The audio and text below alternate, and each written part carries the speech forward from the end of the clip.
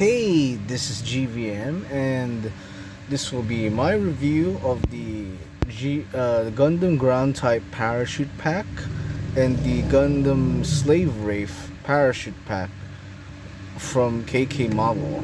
And right on the bat, here we have the accessories. Now, if you're wondering why there's a second parachute pack, I have two parachute pack Gundam ground types that I ordered. Now that one I did get mostly for the equipment, but I'll probably build it later today, just so I can have some squad appearances because as I was testing out compatibility with the old HGUC Gundam ground type, which I have, and it's from the. Hold on.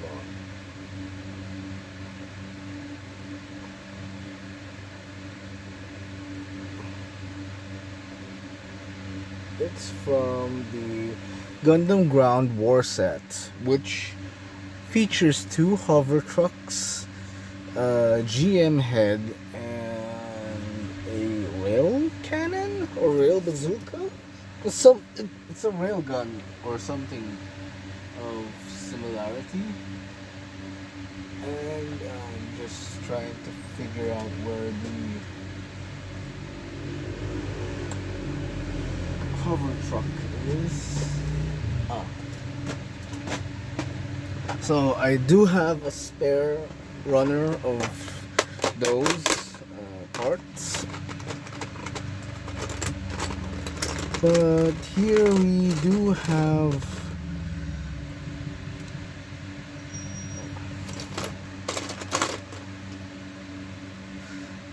here we have the hover truck.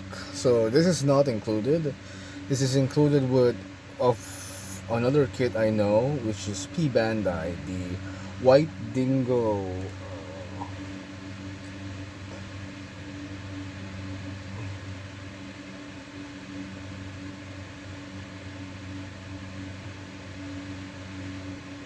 Yeah, the GM Sniper 2 White Dingo version comes with a yellow version of the hover truck.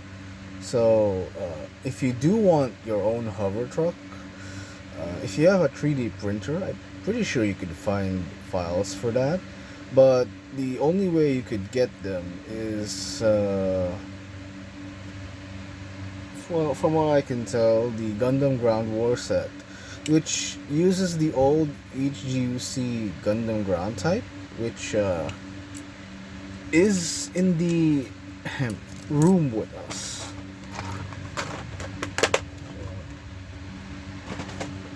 So my camera is still on the phone, so as you can see here, he is with the pre-finale antagonist, the Goof Custom, which I am going to paint on the yellowing parts. So here's the Gundam Ground War Set. I replaced the hands with a pair from the 30-minute mission hands option set. They're compatible, but I recommend giving it other hand options. That's just temporary. So anyways, well, for accessories, for the parachute pack, you are getting a parachute pack, the back multi-use backpack with the 180mm cannon, which I do have here disassembled and in the container, and the just so we can get out this comparison quick, the old HGUC version, which is a bit more dirty, I don't think you can see it. Let's turn off the light. You can't see it, but it's a bit more yellow. Sorry. Wow. trying to pick out a particular light. So they're functionally the same, but I do know that the 180mm gun is stored in a different manner compared to the new HGUC version. Even though what I have is a bootleg, it does use their revive mold. So what else you get is the standard 100mm machine gun, and we do have a comparison with it. Now the reason I'm not comparing the 100mm 180mm cannon is it's the same. Now for the older HGUC version, the difference here is that this one had a part here that I cut off, but it's not supposed to be like a flat handle like the newer one. And there's a trigger guard, part for the trigger finger to put in. So they're essentially the same, but I do prefer the Revive version because you can just slap it on any modern HG kit. This one you need to modify a bit just so it can be used by other kits that don't have a trigger finger. Now for the beam rifle, I do not have a beam rifle from the old ground type or the Easy 8. That's because the ones I do have are non-existent anymore. Although they came from the Blue Destiny Unit 3, of which I'm trying to find the part, the chest part I can replace with my old HGUC kit over there. And from what I remember building from that beam rifle, the Revive version is way better. Regarding the shield, so we're comparing the weapons first. The shield is fundamentally the same, but one major difference is that it has the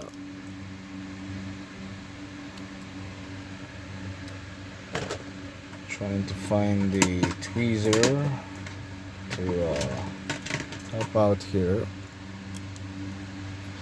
So the Revive version, which apparently this came from the GM ground type as well, has a melee function that the old HGUC variant iteration lacks. So even if you want to use it for melee, you'd have to put something like a joint unit just to use it for similar, like for example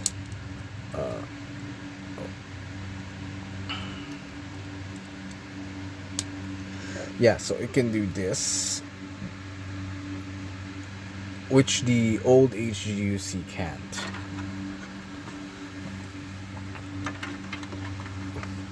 So yeah, next we have the missile launcher, and officially this is supposed to come with the GM sniper, the ground type, and also it has an exclusive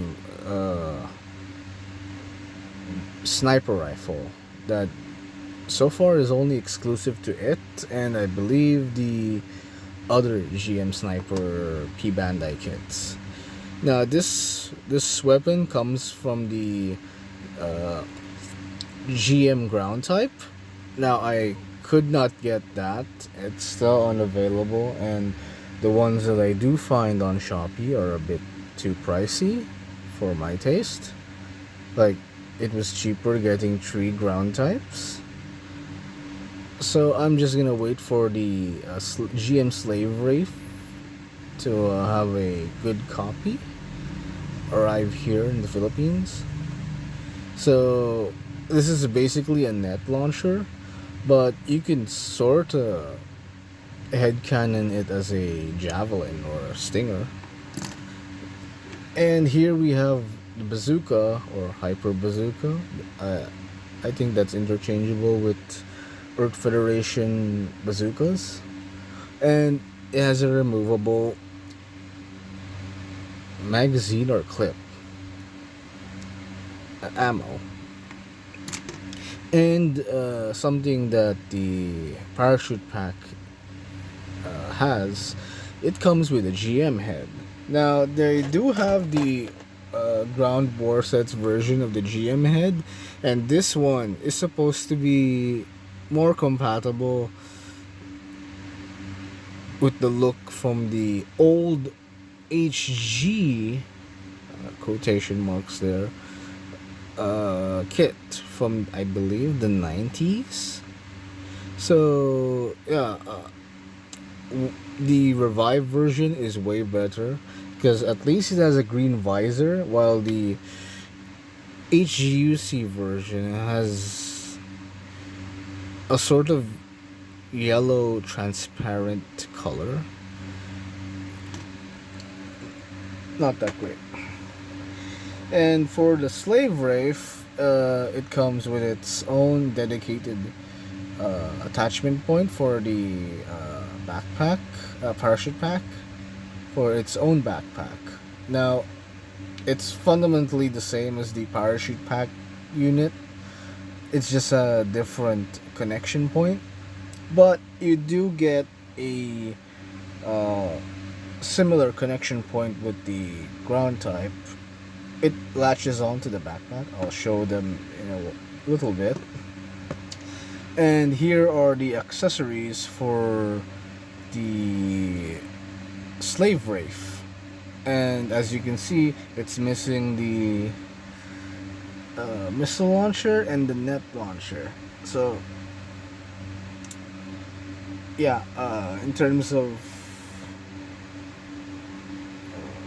accessories, the parachute pack wins.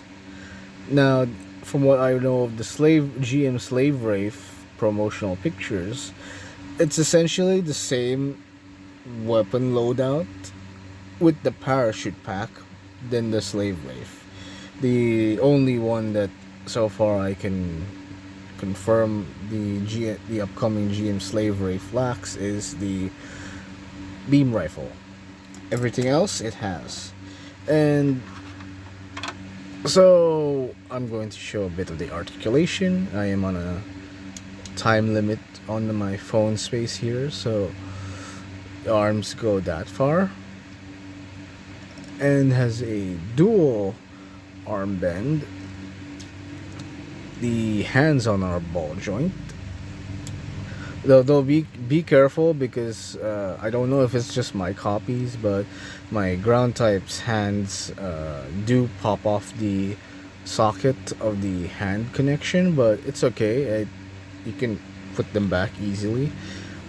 The slave Wraith has a different head.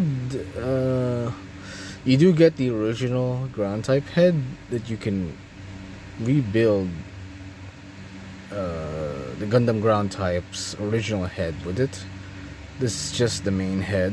So, and you also do have enough parts for the original shoulders. You just need a polycap for them.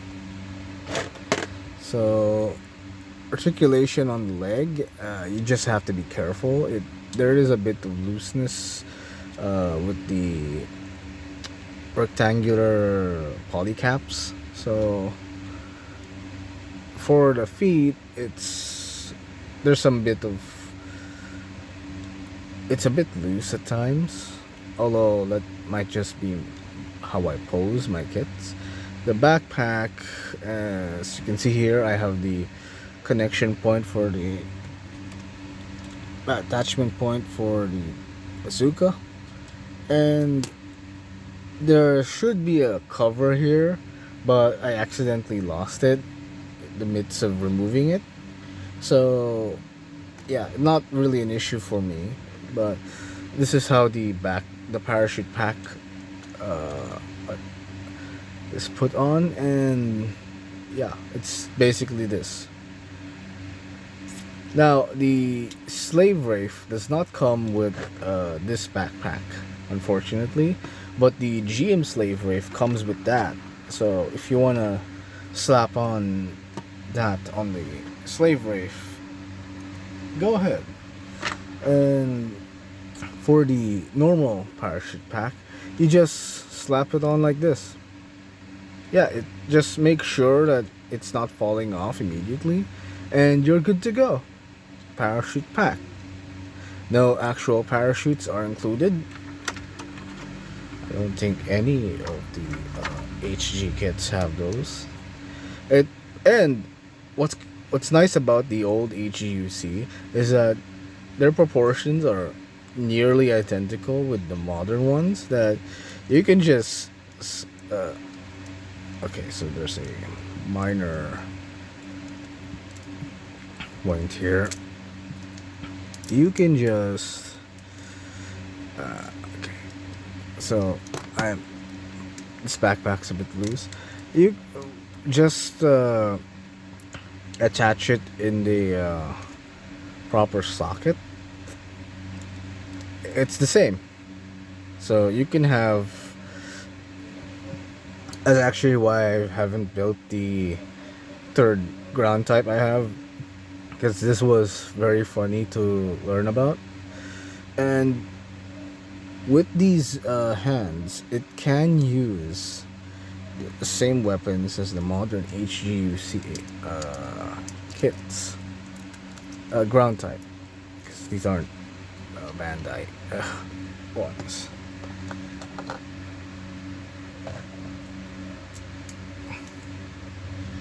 Now, I should also show the beam sabers. For some reason, the parachute packs come with a third beam saber in the same color as the shields. So you also get one curved beam saber effect. I don't think this is an original one from Bandai, because they don't give us that unless it's premium. And yeah, you also get a stand for each of the KK model kits. So yeah, my opinion, my verdict on the KK model is thumbs up, superb. It's 10 out of 10. Also, a lot of the parts are a bit undergated, so you should be ready to sand and cut with the hobby knife on a lot of that, because it's actually very nice when you sandwich the parts together. Now, something I will note for anyone going to buy these kits, see these parts for the legs, these black parts. So you're supposed to sandwich this part with the rest of the leg later. Like this whole section is one piece, and then the black one is another piece that you push in. You're gonna have to use a blunt tool or something like the multi-tool here to push the black part a bit in. You're gonna hear a sort of click, because the first time I tried to do that, this had a larger gap.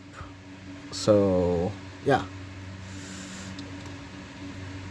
and this another thing that people should know is that there is a part that fixes apparently an issue with the original Bandai model, which is the I think it's easier to just use the manual, but they're present in both kits, so that's nice. I'm just gonna go for it in the manual. Oh, that was easy. So here, C123. If I'm understanding it correctly, is not present in the original.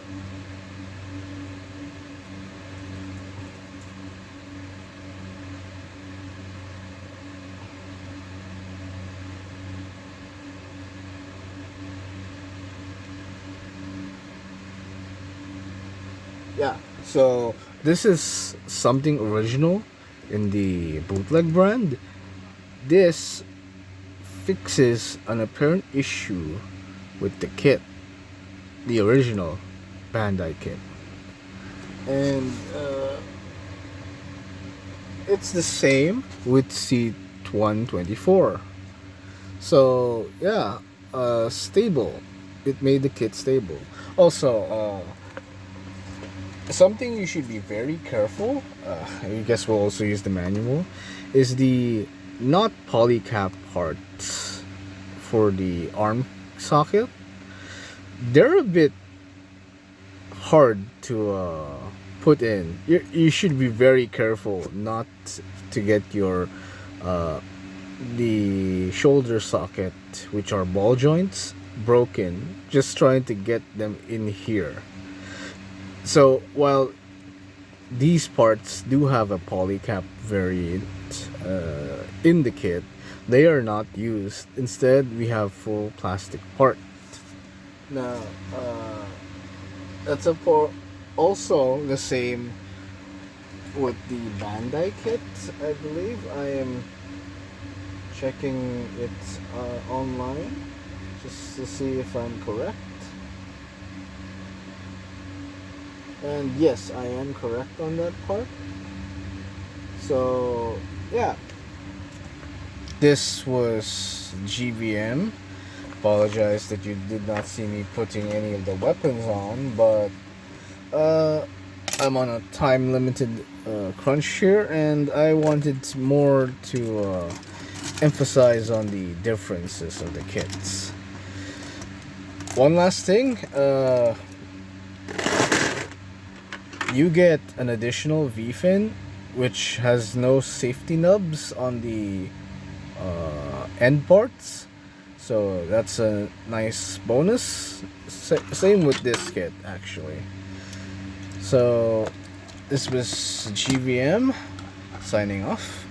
Look forward to whenever I get to the GM Slave Wraith, whenever I order and get that. Comment for any further questions, and like, share, and subscribe, please.